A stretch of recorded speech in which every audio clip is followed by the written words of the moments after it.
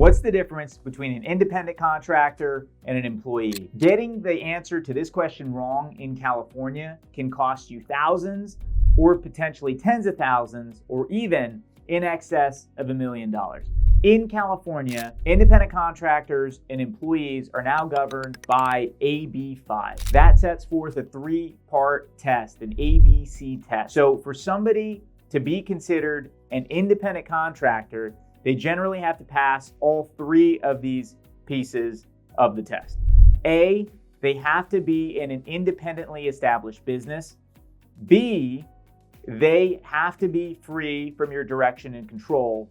And C, it has to be a business that's different from the fundamental area of your business. For example, if you're in the marketing business and you're hiring a marketing person to help you with marketing aspects of your marketing business, that's not going to pass the part of the ABC test that requires that the person be in a different business than yours. So if you hire that person as an independent contractor and pay that person as an independent contractor, they can come back at you later for all kinds of things, including penalties, including a failure to pay meal and rest breaks, including a failure to itemize their wage statements.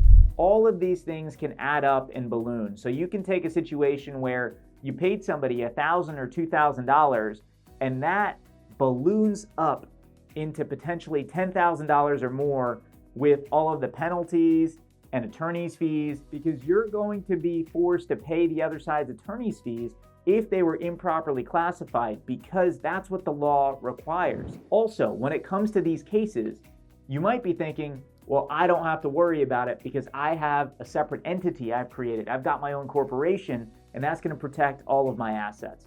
Newsflash, unfortunately, that's not going to work. The California legislature has put in there that the owners of a business have personal liability. They've got personal responsibility for failing to pay their employees. So not only can your corporation or your limited liability company be held responsible, but you can be held personally responsible and liable with your personal assets. So make sure you get the answer to this question correct. Make sure you talk to an employment attorney to make sure you're in compliance, to ensure that you're not out of business and risking your business assets and your personal assets. If you have any other questions about this, reach out to my office.